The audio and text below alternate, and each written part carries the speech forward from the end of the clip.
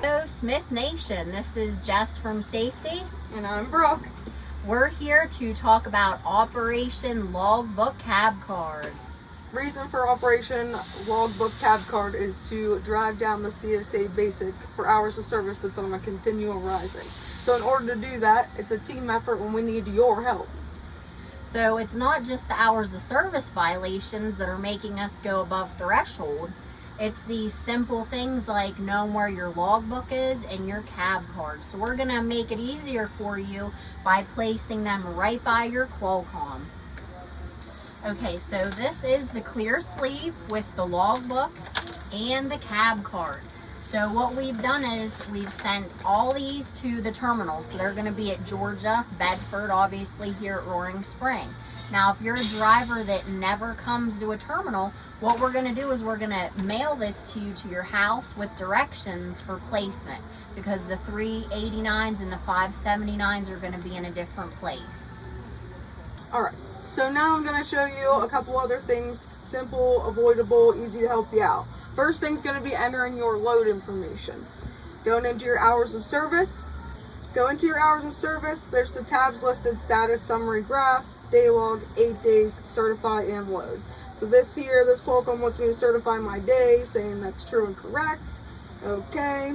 Then you're going to go into your load tab. I always recommend to drivers to do it during your pre-trip, making sure that everything is up to date with what you're currently hauling and attached to. So once you're in the load tab, pretty simple. If everything's up to date there, you're good. If not, you're going to hit new load. Your start date is today's date is already in there.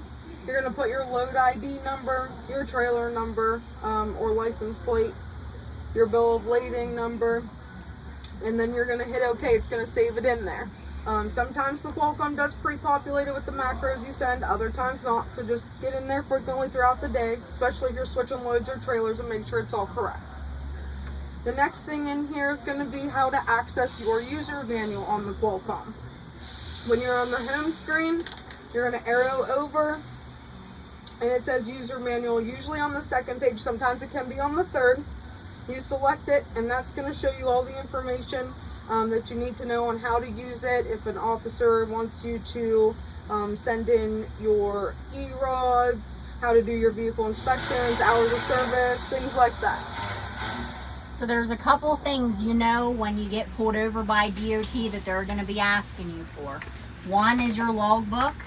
The next is the cab card. The other one's going to be the user manual that Brooke just showed you. And also, if you have to transfer your logs to the officer, you really need to make sure that you know where to locate these and how to use them.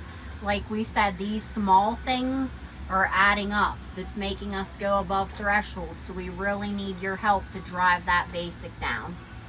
Last but not least, I'll show you real quick how to send those EROs. You go into your hours of service. The tab at the top says day log.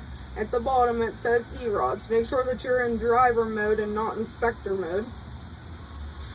The officer will give you a code, so you'll have it selected as web services. In the comments, you'll put that code that the officer gave you. You'll hit send, and it'll tell you if it's successfully transferred. We're all about hearing feedback from the drivers.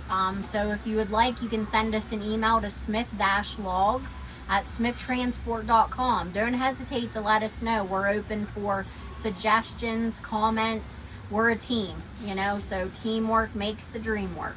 And we appreciate everything that you do each and every day.